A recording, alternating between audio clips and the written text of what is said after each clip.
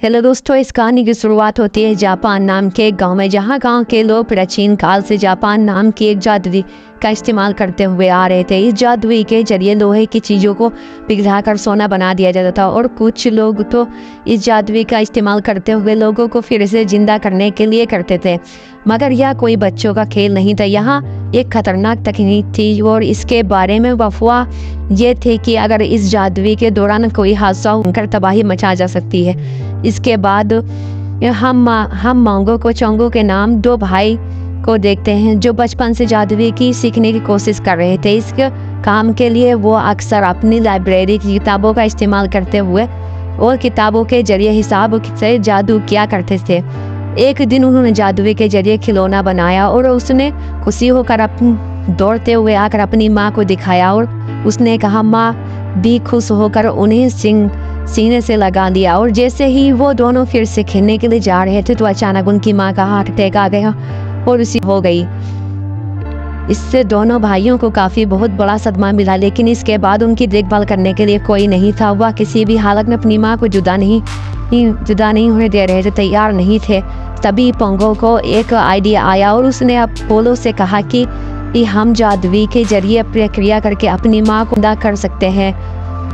Pongo ने इस बारे में डरावनी अफवाह सुन रखी, जिसके लिए उसने कहा कि इसका अंजाम बहुत ही खतरनाक हो सकता है। उन्होंने कहा कि ये समझाया कि डरावनी वाली कोई बात नहीं, हम पर या कॉन्फिडेंस रखा। तो इस बात को उन्होंने मिलकर प्रक्रिया की तैयारी शुरू कर दी। सबसे पहले उन्होंने किताब में लिखा सारा इन सामान इकट्ठा किया, फिर उसके बाद जादुई गोले को बीच में रख दिया। जादुई गोले को इंस्ट्रूमेशन सर्कल भी बनाया जाता है। फिर जैसे ही उन्होंने मंत्र बोलना शुरू किया, अचानक से गोल से जबरदस्त ऊर्जा बाद में पोलो एक वहां से भयंकर बवंडर बन गए। उसके पल पर उन्होंने एहसास हुआ कि वह जल्द ही वे जादुई बवंडर के उनका पूरा घर उजाड़ कर रख दिया गया। फिर इस घटना के 30 दिन बाद हम देखते हैं कि एडवांस काब काफ़ी बहुत बड़ा हो चुका था और वह तेजी से एक मग के पीछे भाग रहा था जिसके पास एक रहस्यमय लाल पत्थर था। असल में इस पत्थर की मदद से बिना किसी सामग्री के अलकामी जा रहे थे। अब जैसे ही आवाज उसे मौके को पकड़ने वाला था तो अचानक मौके का इस खास पत्थर की मदद से विराट ने अपने बड़े बड़े पॉल्स को हमला कर दिया। इस भयानक मॉन्स्टर को बुलाकर उन्होंने एडवांस के पीछे छोड़ दिया। तभी अचानक एडवांस ने अपनी जादुई बिछड़ी निकाली और तब यह पता चलता है कि अब वह भी एक माहिर अल्केमिस्ट बन चुका था। जिससे पल वहाँ के एक रोबोट जैसा अब भारी भरकम आदमी आया और उसने एक एक करके मॉन्स्टर को पूरी तरह से मारना शुरू कर दिया। वो इतना ज़्यादा ताकतवर था कि मॉन्स्टर उसको उठाकर खिलौने की तरह इधर फेंक रहा था, पर इसके दौरान गलती से उसका हेलमेट गिर गया और फिर अब हम कोई सर नहीं था बल्कि उस तो शरीर तक नहीं था। इधर आवाज ने बाकी मॉन्स्टर को खत्म कर दिया था, पर फिर पता चलता है कि उसके शरीर में कोई भी हाथ पैर नहीं, वजह से सब उसे फुल मेटल अल्केमिस्ट के नाम से जानते थे। अब मौके के डर के मारे वहां से भागने की कोशिश की, पर जल्द ही आवाज से उस एक 5वीं पहुंची की गई। फिर उसने मौके पर अपने लोहे के साथ में मुक्का मारा, जैसा कि मौके के हाथ में वो लाल पत्थर से नीचे गिर गया। अवर्स ने सोचा कि आखिरकार उसका मिशन पूरा हुआ। फिर तभी वह कॉर्सन गैंगस्टर और उसकी फौज आ गई थी और उन्होंने मौके पर एवंस को गिरफ्तार कर लिया। एवंस ने उसका लाल पत्थर की भीख मांगते हुए कहा कि यह पारस पत्थर है। कर्नल मस्तांग ने उसे इस पत्थर को अपनी उंगलियों से भस्म कर दिया और कहा कि यह नर है।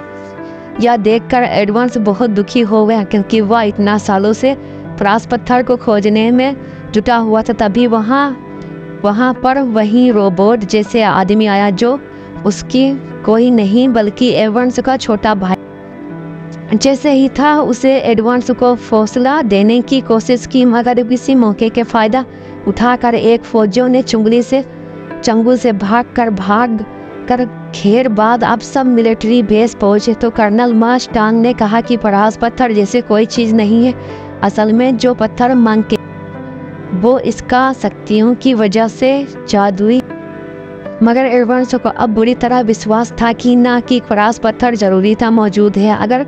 अगर वह ढूंढ रहा है तो उसे जरूरी मिलेगा। असल में इस पत्थर को हासिल करने के पीछे उसका मकसद था कि वे इस पत्थर की शक्तियों की मदद से अपने खुद पैर और अपने भाई का पूरा शरीर वापस ले आया। खैर, जब वो मिलिट्री के बेस से निकलकर अपने घर की तरफ जा रहा था, एवंस ने अपनी बचपन की पक्की सहेली विवियन को देखती है।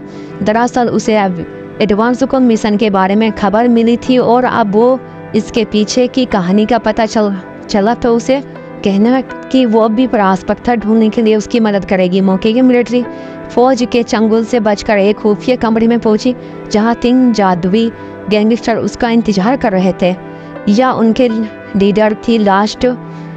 इसके अलावा ग्रुप में एनवी नाम की एक लंबी लड़की थी जो किसी का भी भेष बना सकती थी, और बूट नाम का एक लड़का जो दुनिया में कुछ भी खा जाता था। असल में लास्ट गुस्से से आग बबूला हो उठी। फिर उसने सजा देने के लिए जादुई से अपने हाथ लंबे करके उसे गला घोट कर मार डाला। उसके मरते ही ब्लूट ने तुरंत ही उसकी क्लास को नोच कर खा गया। वहीं दूसरी ओर एडवांस होने की कोशिश कर रहा था। फिर उसके बारे में बार 20 साल पुरानी घटनाओं का दृश्य दिखाई दे रहा था। जब उसका एक्सपेरिमेंट फेल हो गया तो एडवांस को सच के दरवाजे पर लाया गया जहां पर ब्रह्म का सारा ज्ञान छिपा हुआ था। अचानक दरवाजा खुला और दो भयंकर हाथ उसे खींचकर अंदर ले गई। अब वेर्स ब्रह्मांड में तेजी से उड़ता हुआ जा रहा था और अचानक उसे थोड़ा दूर अपनी माँ की झलक दिखाई दी।